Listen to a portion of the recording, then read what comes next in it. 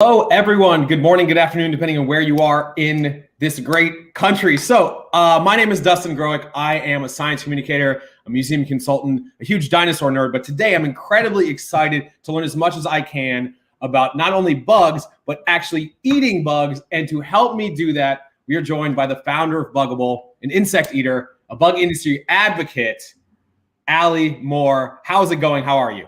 Hello, doing well and excited to guide you into the wonderful world of eating bugs. Heck yes. Aly, you're in LA right now, right? Yes. Okay, I'm on the other side of the country in New York. I'm excited to have you teach me how to eat some insects, but we're gonna get to that in a little bit. First and foremost, so this is admittedly a new world for me. Like I am not too familiar with the industry or eating bugs in general. So can you give us like the 30-second primer? Like what are the needs to know before we get into learning as much as we can about, well, all things bugs? Yeah, so eating bugs is not something new. It's not something that is a fad or a trend. It's something that's happened across the years, across the globe. And estimates are that 2 billion people across the world today integrate insects in their diets, not as a novelty food, but as a main food source. And what I do is kind of find creative ways to get people to think about how what they eat impacts their bodies and the world around them. We've somehow separated ourselves a lot from that. And bugs aren't the only solution for a more sustainable, delicious, nutritious, biologically diverse future, but they are one of the more provocative solutions. So that gets the conversation going, and that's where the fun comes in. So you said 2 billion people. So almost like a third of the world has bugs or some sort of insect as a staple in their diet. Yeah, and that's really important to consider when we talk about, I'll walk the line of showing you very large bugs to eat versus something very normal like cricket powder or something that blends in. And the point is to always maintain some respect about a food item that's part of a lot of cultures' dishes and has been for ages. Yeah, it's just relatively newer to the United States. Well, not newer, but like it's not as prolific in the United States, at least not until everyone hears from you literally right now today. So I thought first to get us started, I want to test your chops in a game that I totally made up. I'm calling it Bug or Not a Bug. And so I have a list right here on this very Post-it of 10 different bugs, some of which are real actual bugs. Now I know there are literally billions of species of beetles alone, so there's no way you're going to know all of these, but your job is going to be to try to discern the real bugs from the bug names I have totally made up. And I am getting word from the back end at the Natural History Museum that if you don't get 6 out of 10, we have to boot you immediately from this whole thing. So no, I'm kidding. No pressure. No, zero pressure. Here we go. I was about to be like, you can check in the chat. If you guys that are watching right now have comments throughout, please, I should mention this at the top. I want to make this as interactive, as conversational as possible. So please drop your comments and your questions. And even if you think some of these are bugs in the chat, and they will get relayed to me. And then obviously I'm gonna ask you because you are the bug expert, or so you say. Here we go. 10 different bugs, bug or not a bug. Aly Moore, animal, insect, maybe. Number 1, the Colorado potato beetle. The Colorado potato beetle. Yes. Yes, Aly, you are 1 for 1. Well done. The Colorado potato beetle is a real type of beetle. I'll give you one guess as to what type of crop this beetle feasts on in Colorado. Might be potato. Might be potatoes. You were correct. That was bonus point. All right, 1 for 1. Well done. Second, the long-eared superworm. The long-eared superworm. No on that one. Is it because worms don't have ears? Is that? I mean, not an entomologist, entomophagist. We'll get into that later, but yes, I don't know if the worms have ears. Well, I guess I'm thinking like an ear that comes out rather than just like a hole. I haven't seen any worms that have like big flappy ears on the side. Yeah. So you're right. You are correct. That is also not, that is not a bug. You are 2 for 2. Wow. All right, here we go. Potential bug number 3, the creamsicle aphid. The creamsicle aphid. I'm going to say yes, simply because I hope it exists. You know what? I really wanted it to. That's why I made it up. That is not a real bug. There are aphids that look like a creamsicle, and that's how I thought about it. So maybe one day that will be a common name. But for now, that's your first incorrect. I'm sorry. Oh, it's okay. Worth it. All right, here we go. Number 4, the aha-ha. It's A-H-A space ha. The aha-ha. Okay. Yes, because you did not come up with that. You're right. That's okay, facts. You're right. It's a very tiny species of wasp that I learned about literally this morning. I love it. Ahaha. Very similar to the Hawaiian type of lava, the aha. Anyway, that's a different question. All right, here we go. You are now 3-1, crushing the game thus far. The Triceratops mantis. Ooh. Triceratops mantis. I believe there's actually a Triceratops on this shirt somewhere. Right here. Yeah, this feels like it should exist. Yeah, it should exist. No? What is your I need a final answer. This is my final answer. Yes, no. I wish it did as well. Oh my gosh. Okay. All right. You're 3-2, doing well. Next, the broad-bodied chaser dragonfly. Your face reactions to these are great. Broad-bodied chaser dragonfly. I'm going to go yes. That is true. This is the most common dragonfly in Europe and in Asia, the broad-bodied chaser dragonfly. Got 4 right, 2 wrong. Here we go. Resplendent quetzal. The resplendent quetzal. That sounds like a bird. So no? That is a bird. It is a bird with what I believe to be the most extra name. So no, the resplendent quetzal is not a bug. You're 5-2, doing great. Next, the assassin bug. Ooh. There certainly are bugs that assassinate, but is there one? No. Yes, there is a whole group of assassin bugs, which I'm excited to learn more about because that is a pretty cool name, assassin bug. I mean, this is what science is about. We come together with other people collaboratively, different disciplines. We learn and we grow because there's always more for us to discover. I want you to let us know, however, if the tawny crazy ant is an actual bug. The tawny crazy ant. I mean, there's so many jokes that spin off of this, so yes. Yes, it is. It is. Apparently, it's an ant that like infests electronics, will like get inside your computer and mess them up. The tawny crazy ant, designed by Bill Gates to make sure you have to get a new operating system every 6 months. No. All right, here we go. You are 6-3. That adds up to 9. This is the last one to get 7 out of 10. Solid C. C's get degrees. Here we go. The Cricket Wireless Cricket, brought to you by Cricket Wireless. Is that I can spell it if you need me to spell it. How am I supposed to answer this? Because certainly this is a mobile network I've received a targeted ad for, but this is not sponsored by Cricket Wireless. Yeah. No, that is correct. The Cricket Wireless Cricket, brought to you by Cricket Wireless, is not an actual insect. You got 7 out of 10, which is pretty great for. I want you to go back. You said you're not an entomologist. So what is the difference between what you do and what an entomologist does, or like in that field of study? Yeah, I always make sure to distinguish that very clearly because if the reference, a mental Pokedex makes sense to you, the entomologists have vast libraries of species of insect across the world where there's just a very big difference between the academic work that they do and the research they do and their understanding of insect biology. Which I'm finding my way into, versus entomophagy, which is pretty easy to dabble in because it's the act of eating insects. So entomophagist is someone who eats bugs or, a lot of animals practice entomophagy, as do a lot of humans in growing numbers. All right, so there's a fair amount of overlap in the Venn diagram, but you mostly specialize on eating, not the taxonomic classification and naming of the bugs. Yeah, and I also deal with mostly dead bugs. They're core ingredients. So it's a shocking fact to many, but I'm still a little uncomfortable with live bugs, and that makes for, I'm the odd one out in the bug conferences. I'm not really quite comfortable with the beetles crawling on me yet. But I love that though, because that's authentically you. And if you're trying to relate to other people and get them into bugs in general, showing that, I have similar feelings sometimes, a little bit of residence here and there. I love that. I like that. It humanizes everything that you do. Now, so we're going to talk mostly about bug eating today, which we just mentioned earlier, almost a third of the world has bugs in their diet, as a staple. So I'm wondering, can you give us a little bit of background about because I know that people have been eating bugs across time and space, across cultures. So what are some of the things I guess I'm curious to know, where are the places and what are the bugs or what are the traditions that like you find the most fascinating that you want people to know more about as we start to get into ourselves in the United States eating bugs?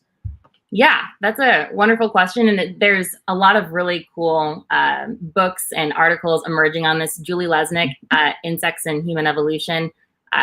She's a cultural anthropologist that's written about how insects may have played a pretty critical role in human evolution. The termites, like if you're thinking about, pre-human sticking a stick into a termite mound, the termites in the front, the army termites, are more protein dense, and if you go further back with the stick, you're hitting the reproductive zone, and they have a little bit more fat, like those brain foods like omega-3s and 6s, and accessing more of those may have helped with the brain development of the modern human. So I gave a really, really dumbed down version of that and probably didn't do the story credit, but there's really fun stories like that insects have been, they are so nutrient dense when you're looking for bang for your buck. They are the most efficient converters of whatever they're eating, be it grass or like other bugs or animals, into high nutrient body mass with all the macro and micronutrients. So it just makes sense that lots of tribes, especially back in the hunter-gathering days, were really fueled on bugs. So it's not a new thing. Across the globe today, a lot of different cultures use insects differently. In Oaxaca, you have chapulines, tacos with spiced grasshoppers that are delicious in every sense. Yes. Yeah. And there's some companies now that are selling them in like pre-spiced form. They're like snacks for a movie, or you can have like salt made from ground up, chapulines or crickets. Cambodia, there's ants eaten.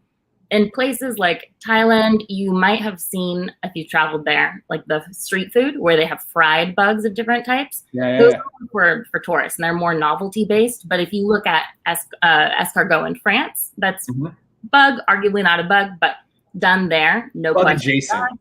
It's bug adjacent. Yeah. You have Mopani worms or sago grubs in Africa that are eaten as like the main macronutrient source, and they are wild harvested almost to the point of over harvesting. And just across the world, there's tons of different insects that are integrated. You have silkworms in South Korea and boondoggy. So it depends on where you're at, but some cultures look at a worm and say, heavens no worms here, but we'll eat crickets. Those are just fine. And the reverse is true elsewhere. It's a very like cultural, emotional, and flavor-based thing. I mean, I don't want to speak for all Americans, but at least for me as an American, my intro to eating bugs was crickets and cricket powder and like cricket protein powder. And I bring this up because you sent me some like material so I can have some semblance of a baseline knowledge of what we're going to talk about today. And one thing that jumped out at me is across the world, it looks like the proportion of types of bugs that are eaten, crickets, 13%. There, okay, great, thanks. That's exactly what I'm looking at. Only 13% crickets. I would have thought the crickets was way higher. So I was very surprised to see that beetles and like bees and wasps are eaten at a high, and caterpillars are all eaten at a higher clip than crickets. So I guess my question then is because in the United States, at least up until now, crickets have been literally and figuratively the most palatable to the Americans, or are we just like, is that just not these other animals or other bugs haven't gotten here yet, culinarily? Fantastic question. The answer is a little complex. One, that chart is made from a bit ago, and things have changed since then. We do have the most infrastructure around growing crickets and mealworms in Western cultures, and that's because these industries were already multi-billion-dollar industries, but for your pet food. So think reptiles, all that. However, even on that front, they were not regulated to sell like livestock for human consumption. So even though the infrastructure was kind of there's a lot of regulatory progress that needed to be made. We need to feed them different diets so they're safe and optimized for humans. And charts like that come from market research that is probably American-centric biased and incomplete. And so a bunch of reasons, but lots of different bugs are eaten all over. A couple get picked up and get trendy and people talk about them in the news more than others.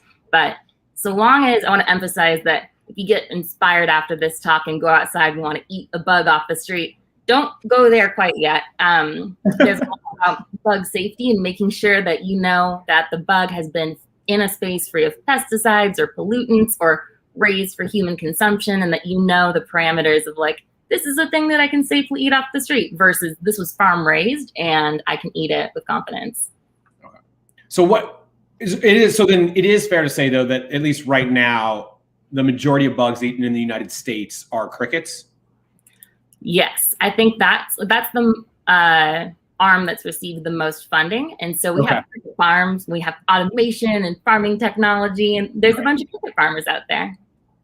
Yeah, I guess I'm not saying it because like they're the best tasting. It's like oftentimes just like where the infrastructure is and certain things, get trendy. So that leads to my next question. Then if crickets are like what is most superfluous in the American diet when it comes to bugs, what do you see as the next couple that start to like take off and maybe rival crickets? Yeah, so I think mealworms for sure. I think we'll see this. I'm not sure how much it will catch on as human food. For people that care about their like functional food, like they want those amino acids and protein and B12 and highly bioavailable, that community will carry a lot of the bug eating in the States.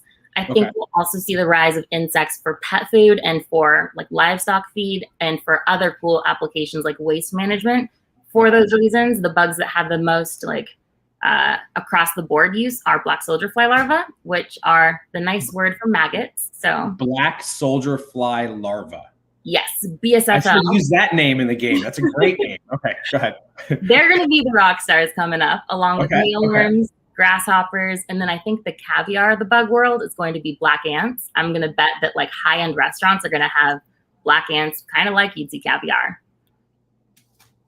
Speaking of black ants, that was going to be my next question. I'm curious to know what you think. I mean, obviously, we can only predict so much, but over the next, like, let's say 5 years or so, where are we going to start to see bugs being eaten more? Like, is it going to actually be at restaurants, or are we going to see like in a health store specifically? Like, I'm just kind of curious where you think the industry is going, and not just like which bugs, but how and where people will start ingesting them here in the States. Yeah, honestly, it's. I know that the point is to nerd out about bugs, but right now, especially because it's such a cool time. Like, how often do you get to see an industry that it's quite large grow and like hit that point? So right now, I think we're going to see more expansion in different types of consumables. Protein bars have been really successful. Clips have been really successful. I have seen some really cool products that are like a make your own patty. They're really shelf stable, and then you can mix it from a powder and then make a bug burger. I'm so excited. There's a company called Funa doing that. Say that again, the name? Funa, F-U-N-A. F-U-N-A, okay. And then there's some really cool new players like Hi, it's Human Improvement. And I just like the different types of branding approaches that are entering the market. They're making protein shakes and they're branding it without a lot of bug words. So it'll be interesting to see how that goes. I think that it'll be in health food stores. There will also be a growth in the gourmet section. So a lot of the less farm, like there will be a genre of bugs that get more economic, like more affordable. And then there will be a genre of bugs that don't, but they are sought out because they have really unique flavor profiles and they're fancy and they tell a really cool story in the menu and on your plate. And the last bit is I think the future of insects is going to be an explosive growth of insects for feed. So like grass-fed beef, and that's important. And people are now thinking about buying free range or, ethical eggs. You can imagine a future where you're going to the store to get insect-fed trout or insect-fed chickens. And the fun fact is they were evolved over millions of years to eat bugs in the wild. But it hasn't been legal in the U.S. to feed all these different types of bugs to livestock until like 2019 on the whole. And we're still working on getting different forms and classifications of bugs approved. Fish should eat bugs. It's healthy for them, better health outcomes. And you should hopefully be able to buy insect-fed trout in supermarkets soon because you can in France. I never thought about it like that. It's like so many of the animals that we eat, not so many, but a fair amount, evolved at least some level of insectivory. Like they're eating insects. That's how they've gotten today. And now it's like, oh, this is an organic chicken because it was fed organic grain, but like chicken don't eat grain. They didn't evolve. I never even thought about it that way. Like overall, not just you eating the bugs, but the animals that you eat eating bugs is overall healthier. And I would say more natural in that way. 1,000,000%, like to an absurd degree. Like there was some latent mad cow era legislation that kept in place some law that said you can't feed livestock other livestock, trying to not get like pigs fed to cows or vice versa. Yeah. That was held in place, and fish and chickens are fed corn and soy, which actually are diuretics in some cases and just aren't healthy. They don't have all the nutrients they need. Then you see an increase in antibiotic use, and the bugs have things that chickens need for healthy shells. So you have like a lower rate of the shells cracking, and it's exciting. We're in a really cool place where a lot of good things are going to happen with the bugs.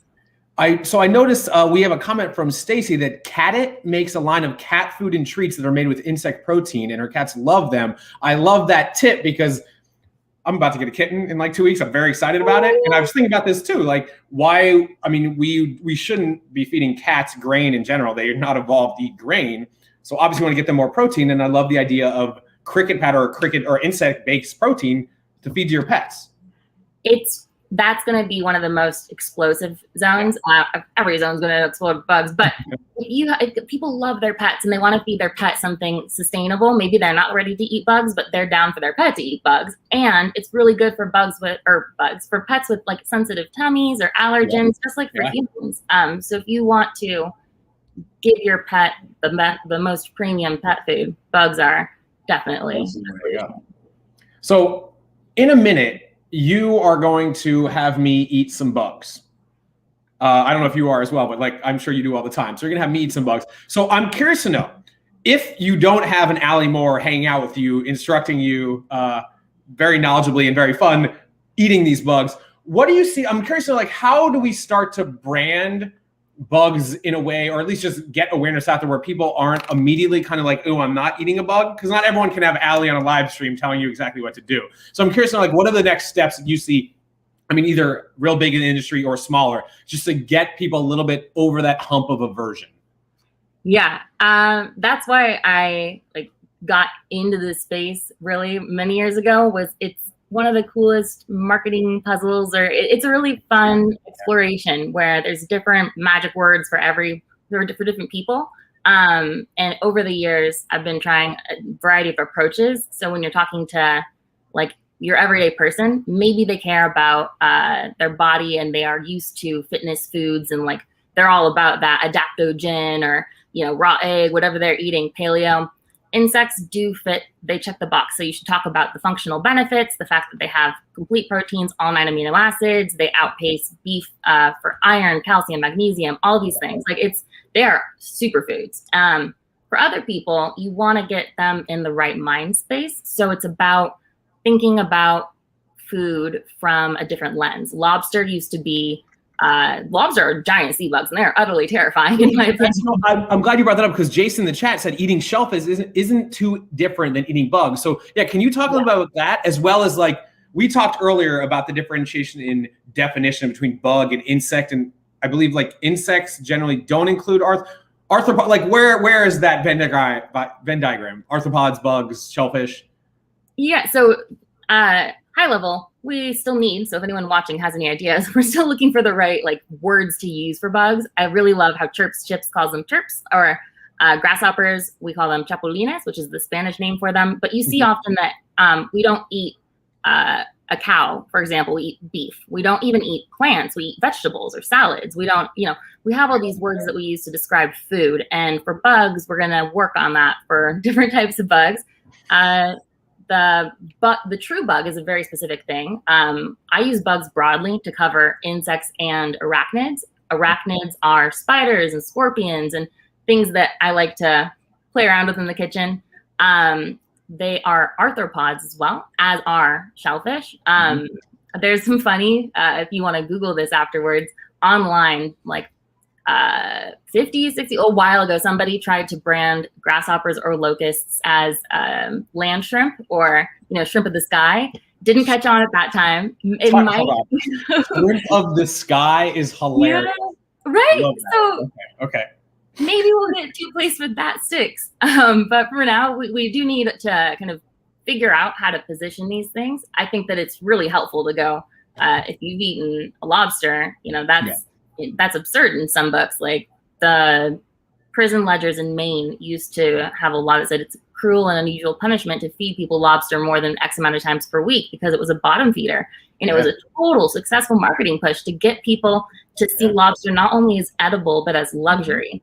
Same thing with sushi, where it was considered scary, barbaric, like raw fish, what the heck is this? And then today it's trendy.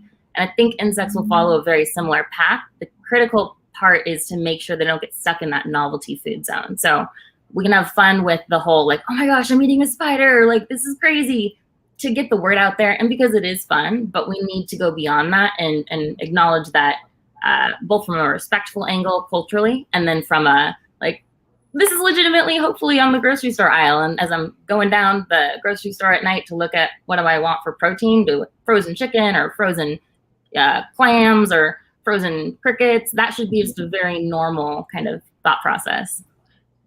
People that are trying to be more sustainable and eco-friendly and green, or whatever term you want to use when it comes to what they're consuming, I mean, I'm sure it's different based on different modes of production, different insects, but I would assume generally that it's more closer to being carbon neutral if you are eating crickets versus like beef for sure, or even chicken. Yeah, not even carbon neutral, but just like carbon negative, carbon sequestering. Wow.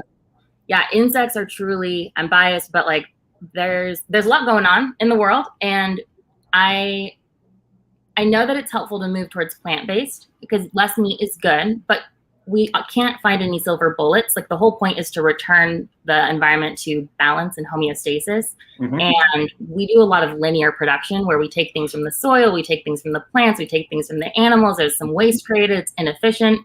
So whether it's eating the bugs or just introducing them into food production to create a little bit more of a circle, you know, they can eat the waste from the chicken that's being produced or from the corn that's being produced. They can eat a lot of things and upcycle it back into the food system by becoming really high nutritious feed for the chicken and that fish. And then the bug poop is super, super nutritious fertilizer. If we're talking about eating the bugs, they are nature's little factories, little machines, and they're the most efficient at converting what they're eating and the sunlight and the resources into food for anyone else. So they have a great feed to biomass conversion ratio. They take orders of magnitude less resources like land and water, and they emit a lot less greenhouse gases. So across the board, they're very sustainable. And according to Ella, bug is just land crab. I can't argue with that. Love that. Land crab. I like that. Okay. Is there anything we need to cover that we haven't, that we need to mention or talk about before I ingest whatever you tell me to ingest of this pile of bugs that you have sent me?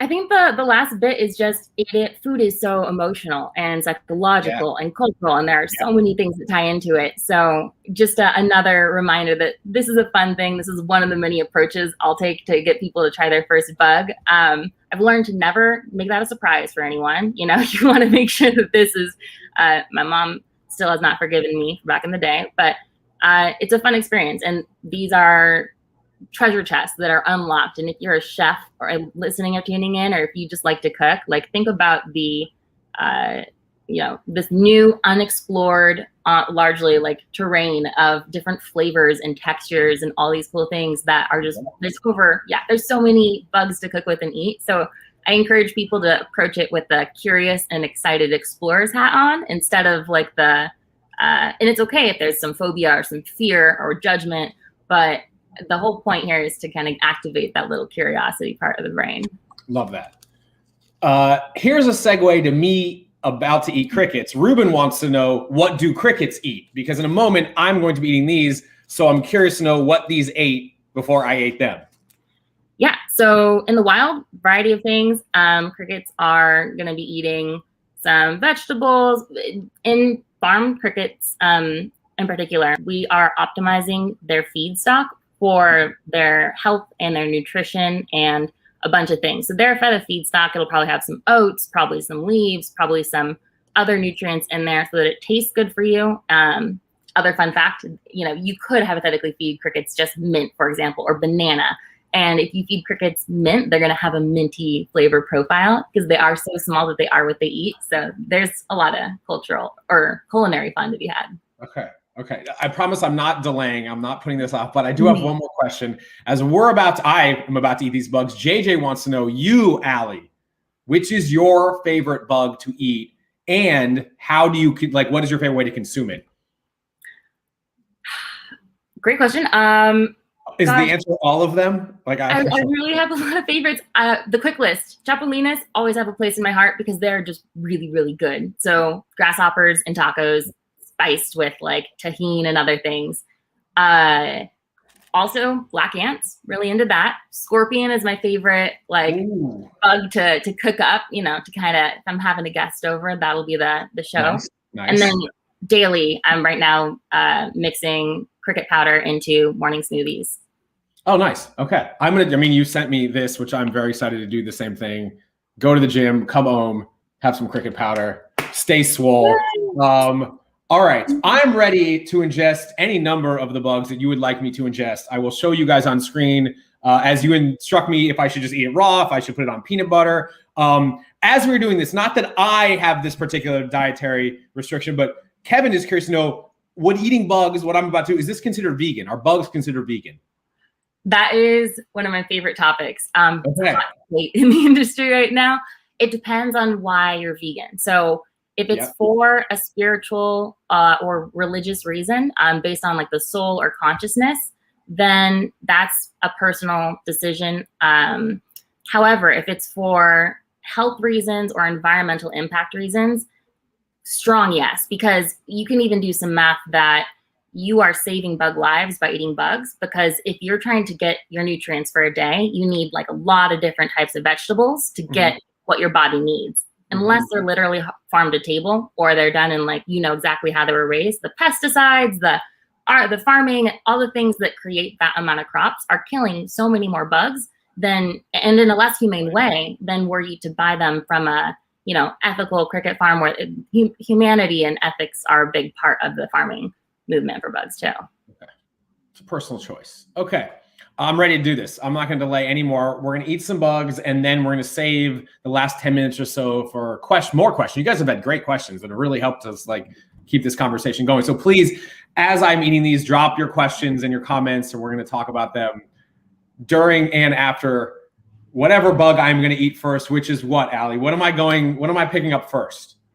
Can you start off with the barbecue cricket? That would be. Can I start off with a barbecue cricket? So I love these tiny little baggies that you sent me. They're all labeled. All right, so I got a bag here of barbecue crickets. Am I just going straight to the face? Do you want me to put this in some peanut butter? Like what do you suggest here? Yeah, so normally, you know, you can cook with bugs, pad thai, like there's so many recipes. We're just diving into like the trail mix of bugs. So just feel free to pick one up and, you know. I've never thought about that. You could take trail mix and just add some bugs. I love that. More protein. Okay, so I assume I'm not just like pouring these into my mouth. You want me to take a cricket? Yeah, maybe two. Okay. Do you want? Let's see. Okay, I got this one. This is Bob. Got Bob right here. Okay. I don't know why. Okay, here we go. I mean, it's a big thing. Oh, wow. It tastes like a barbecue sunflower seed. I'm going to keep going. That's very good. I'm very excited about this. All right. I am not like a culinary person, really. I mean, I like good food, but what I say this because I'm going to give these, I'm just realizing now, I'm going to give these ratings out of 5 stars. It's hard though, because I realize I have no sample size. So this is the first rating ever for a bug. I'm giving this a 4.5 out of 5. That's where I'm at. Barbecue crickets. Highly recommend. These are great. I feel like you could sprinkle these on a taco to give it a little bit of spice, a little bit of crunch. Yeah. Nice. Barbecue cricket, 4 out of 5. 4.5 out of 5. Amazing. They're also great croutons too. For sure. For sure. Texture is important. All right. So barbecue crickets, 4.5 out of 5. Where am I going next? So let's try the mealworms, because it's the word worm really has an impact on people. But I think that mealworms, you know, those little fried onion pieces that you get on, I don't know, some dishes, but they can pass off for that. And if you can get past the word worm, these are from entomophagy as well. And I think I gave you the sea salt and pepper, dry roasted. I think they're delicious. Like when I do bug fairs, people are running back, kids are, and stealing handfuls of these. So my experience with mealworms, You know, I'm just gonna eat it. Here we go. Okay, it doesn't have like the taste, the flavor profile that the cricket did. This was more like there's very little, like it's a very subtle taste. The crunch is good. Right, but if I had to choose, I would go barbecue cricket over the mealworm. I'm going to give the mealworm a 3.5 out of 5. 3.5 out of 5. This is my very unscientific rating system. Very benign, kind of mild flavor. So you like the barbecue snackiness. Yeah, I mean, I like the flavor of that. And I'm not a huge barbecue guy either, but I'm into it. So right now I'm taking the barbecue crickets over the mealworms. Sorry, mealworms. And so this is a good graphic for right now. Oh, yeah. In the nutty / earthy zone. Does that track for you? Yeah, for sure. 100%. Fantastic. So okay. All right. So we did the barbecue crickets. We did the mealworms. What's next? Those chapulines or grasshoppers. Yeah. So and are these native to Mexico? Is that where the name comes from? Where are these? Yeah. So Oaxaca is where I had my first spiced grasshopper, and they're common as like, you know, street tacos, and they're a little meatier than crickets. They have longer migratory patterns, so they have a bit more muscle in that wing. They're often confused for crickets, but the grasshopper looks very different up close, and maybe you can, like, it holds more flavor. So there's going to be a chewiness to this that wasn't in the cricket. And I mean, I'll let you try it and tell me what it tastes like. Okay. Interesting. I'm going to put that kind of between. Ooh, there's like a hint of, there's like an aftertaste of spice a little bit. I like that. Oh, I didn't see that coming. Okay. Yeah, it's like slightly spicy. I'm into that. I think these will be really good on a salad or on top, like a lot of things. I think I still like the barbecue cricket a little bit more. So I'm going to give these guys, I'm going to give them a 4 out of 5. We're going 4 out of 5. Side note, as a friend, I sent you the little weird packets of bugs, but they come in pretty beautiful, normal food containers. So just wanted to make that clear too. These were like, I like that these are personally labeled from you though. Yeah, just needed to be. If you hear Aly's voice right now, send her a message. She'll send bugs to your house. It brings me joy to introduce people to their first bug. But okay, good to know. So the grasshoppers are in, what were they rated? I'm giving that a 4. We're going barbecue crickets 4.5 out of 5. Mealworms 3.5 out of 5. These grasshoppers are going straight 4 out of 5. Okay. Yeah, that cool lingering heat. I'm happy you picked up on it. I keep a Google Doc of the flavor, the tasting notes to send to chefs to try to convince them. So any terms you use, very helpful. All right, maybe we go to the bamboo worm. I know we didn't talk about that, but if you're open to it. So these have a different, this says bamboo worm. So these are much lighter in color than the other ones. Everything else is pretty dark. These also, it seems like they're maybe a lot more like fine. They seem to be more broken than the other ones. That's not good or bad. I'm just observing. As scientists, we observe. Yes. They are very different in texture and flavor than previous. And we'll do one more bug after this. Okay, here we go. Oh yeah, that's like, it's almost buttery. Like that really melts in a way that the others are more crunchy. Yeah. Interesting. Doesn't have much of a taste though. I feel like the texture is different, but I'm giving this, what, we did 3.5, a 4. Yeah, I got to give, I'm going 3, maybe 2.5, 3. I'm not crazy about the bamboo worms. Maybe if these are ground up as a powder, we could use them for something, but by itself, they're not my favorite of these. I gotta be honest. I'm just being honest. Oh, I'll take that, and I agree on the taste assessment. I think they're just really cool as like their taste is kind of cold, and they're just a really interesting variety. Oh, real quick, JJ asked, is there any type of preservatives on the bugs? Like how do they, I mean, you sent me these in a box, they're in plastic bags. I didn't have to refrigerate them. So do they just stay? And if so, in the shelf like this, what is the shelf life? Yeah, so we're still doing a lot of research to get the official numbers on that. But on the whole, these are dehydrated or dry roasted. So they're just, dried fruits, or they're very, very shelf stable, even cricket powder. This is different if you have like wet product that's frozen and you keep that in the freezer, and much like you defrost chicken to use it, those have a shorter shelf life. Okay. That also answers, both Michael and JJ were curious about preservatives, shelf life. Good questions. If this is going to get huge, we got to know how to store it. Yeah, and if you're a prepper, bugs are great to have. Like just bunches of bugs that are dry roasted or in powder form in the basement will keep you like satisfied for years. So cool. So we have about 5 or so more minutes. So you guys have any more questions, comments, please let us know. We're going to keep answering these as we go, because I believe you have at least one more bug for me to eat. Yes. Okay. And what is it? I'm excited. So now the black ant. So this one's kind of fun. You might need to just like open the bag and like dip it in.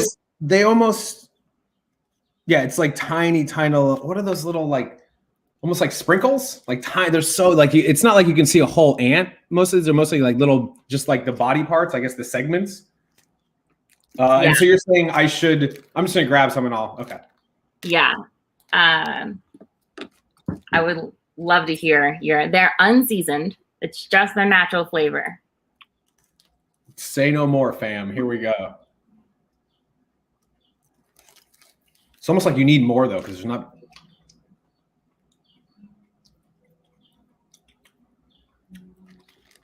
Oh wow. Okay. Interesting. It's like a little mesquite-y, mesquite-esque. Like a hint of not like a spice, but like a hint of a bite. I like those. I still think the first one I had, the barbecue crate, was my favorite. Maybe it's because that has a specific flavor, like it's put on there, but the black ants are good. I'm going to give this 3.75 out of 5. Yeah. I just want to be exacting with this. So, okay. So we had crickets, we had mealworms, I had grasshoppers, I had ants. Are there specific I guess I'm curious, like, do you use these similarly? Like we've talked about like putting these on salad or on like tacos or grinding them up into powder. I guess what my question is like, are there specific bugs that you suggest absolutely are used for this dish or like this type of protein powder? Yeah, so there's different ways to approach this. I am not a chef by trade, so it's been fun to collaborate with chefs to see how they place the bugs. You can do straight replacement. So instead of a beef taco, you'd have a grasshopper taco. That's always fun. You can do addition. So you can put the bugs into salads or into trail mixes, or you can do like gluten-free baking with a bug powder, as long as you have an agent to help the cookies or whatever rise. Something like the ants are more of a garnish. So if you would have salmon or shrimp and then do some lemon zesting on top of that, the ants are beautiful. Yeah, they're kind of striking, and I love using them in little appetizers or to like black peppercorn. And they have like, does this check out that they are zesty, a little lemon peppery, and have almost that charcoal mouthfeel? Sure. I'm laughing because zesty is such like a made up culinary word. Like, how do you even define zesty? But yes, I agree with all. Yes. Welcome to the wonderful world of flavor descriptions. Yeah. Also, I just want to thank you for sending me this sticker, which I can now wear for real without lying to people, because I absolutely did eat bugs. So a couple questions from Ella. So she wants to know, like, how did you learn about eating bugs? As well as, like, I'm curious about this too. Like, I obviously crickets and cricket powder are pretty widespread. Outside of that, like, are there certain bugs that you find in the United States that people are definitely more open eating than others? Yes. So I got into this space back in 2012, which is a long time ago now, when I was studying abroad in Mexico, and just happened by a late night taco stand, tried the chapulines taco, was like, this is good. Went home, started with nefarious intentions. I wanted to prank my family for Thanksgiving, which was super. I was not educated about the space and everything. I was Googling like how to get crickets in the US safe for people. And that just led me down the rabbit hole. I quickly discovered like the small community at that point on forums and whatnot, growing some bugs, and fell in love with the space and started blogging about it, and made a bunch, like, the industry is like my extended family now, just full of really radical pioneers that are doing really cool things and want to change the world. As for what bugs are eaten frequently, that was the next question. Well, no, what? So yeah, I guess in the United States, outside of crickets, like, are there certain bugs that people seem to have more of an aversion for versus less of an aversion for, like after the crickets? Because I feel like crickets, people are at least a little familiar with crickets and cricket powder. Yeah, I think people are getting into a variety of bugs. If it's just on how it's introduced to them. So right now, cicadas are going to have a moment. People are asking for recipes. Cicadas are a little scarier to me, for example. But I think that we'll see a cicada rise. If something can be compared to seafood, I think folks will eat that. And then if something's used in a fancy restaurant, so I think we are going to see more ants. I think we are going to see more, like there's grasshoppers being sold in some stadiums now. Okay. Super cool. And then there's a lot of change in the industry. So if you're looking for pet food, big food players, I'm not sure if I can say which ones yet, are starting to introduce lines with insects in them. So you'll see bugs around a lot more. Okay, so 2 last rapid fire questions. We're just about out of time. JJ wants to know, because apparently of my glowing recommendation for barbecue crickets, where in Cali or the LA area, like where can I find barbecue crickets? Yeah, so increasingly in health food stores or some chains, you can find insects. You can always go online on bugible.com/shop. I've recommended a list of a bunch of industry players, and I always encourage you to buy from the company's website. Alternative is Amazon. There's a lot of insects on there now. It used to be super hard to find and source bugs, but I've listed just tons of companies. So if you want those crickets in particular, entomofarms.com, Canadian-based farm, super, super great and yummy products. And there's a couple others like the Merci Mercado grasshoppers. So I've listed a bunch there. You can check them out. If you want things like bolognese sauce made with mealworms instead of beef, there's a bunch of fancy, cool products. So I encourage you to explore online or to look for something local, like an ethnic food store in your area that may also have insects. Cool. All right. Last 2 questions, rapid fire. We have some questions about like caloric content as well as protein content. So I'm going to take these and kind of mash them into my own question. Let's say I'm going to the gym. I'm getting swole. It's about to be summer, like Vax Girl summer. I'm trying to look good. I want a high protein bug. Do you know like which bug should I be eating if I'm looking for the highest protein content? Yeah. So if you want protein, the crickets, they have protein, iron, all 9 essential amino acids, lots of calcium, magnesium. I think they're 67 to 98% edible protein in a cricket, for example. Wow.